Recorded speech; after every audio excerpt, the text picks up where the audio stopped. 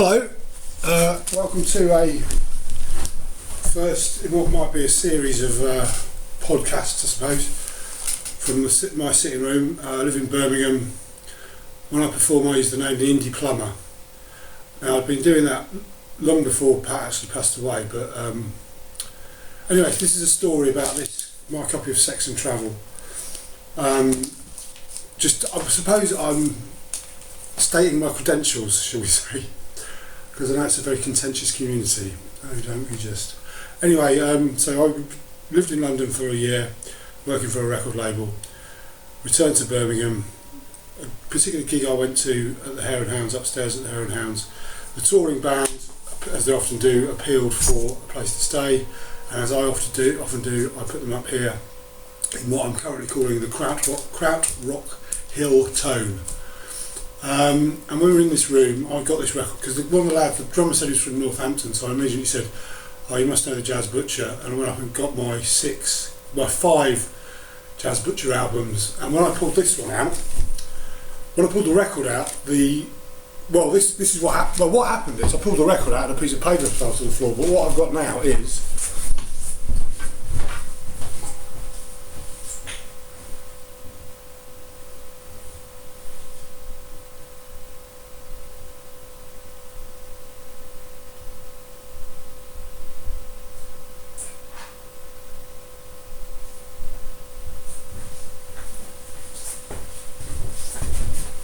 the article, and I pasted it to a board, which is this board, and it used to be the last thing I saw before I left the house. Anyway, I'll read the article to you. I'll read some of it. It's a great article.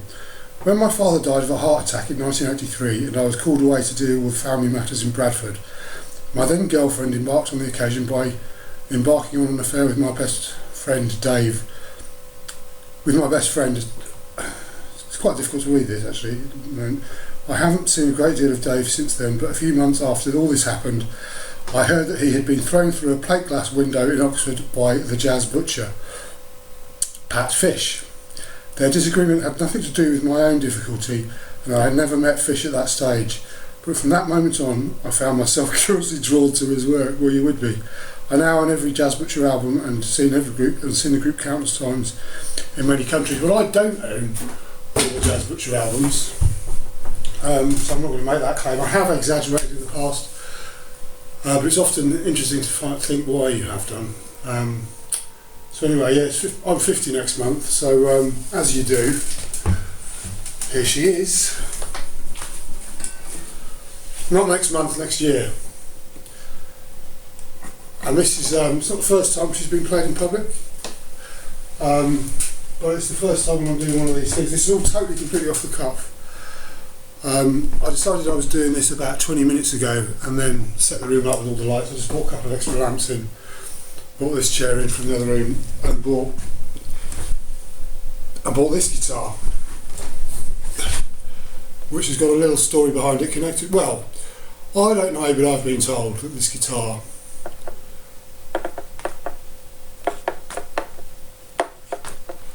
that's next week. I could have cut it there, you know, you've got your money's worth.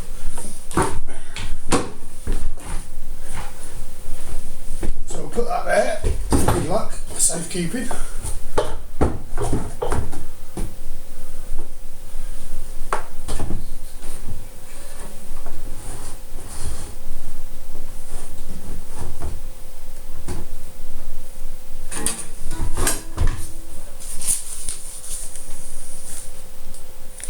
There, I suppose.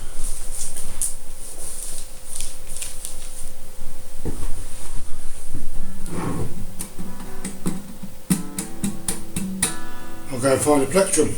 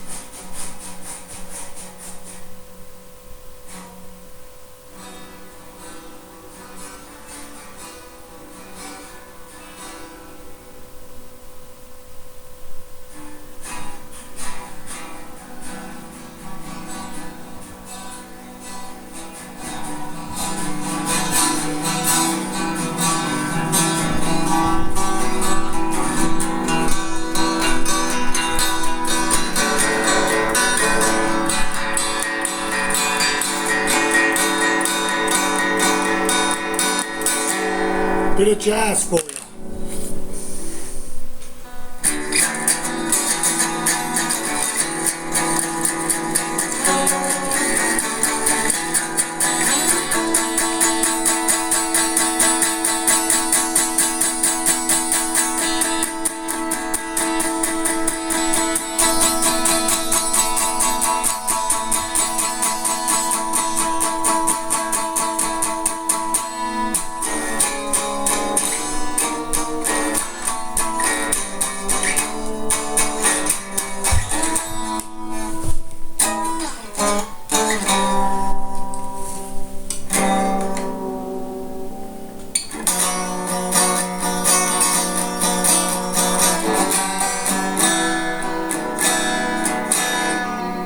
Yeah, this is for Pat, so I don't think I can actually play any of his tunes. So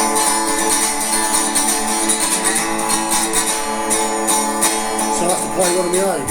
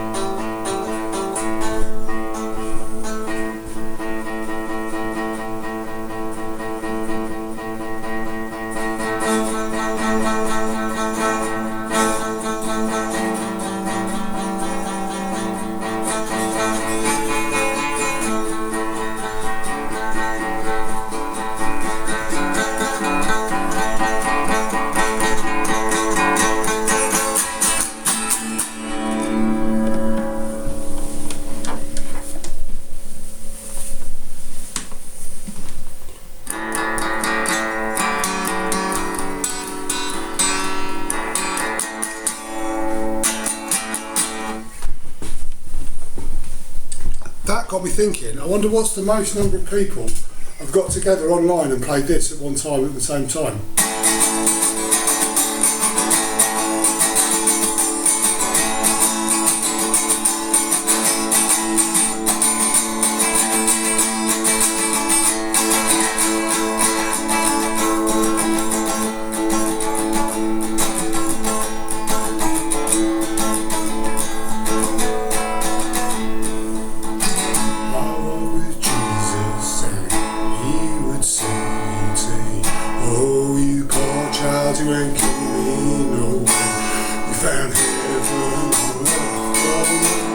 for your sake, but it can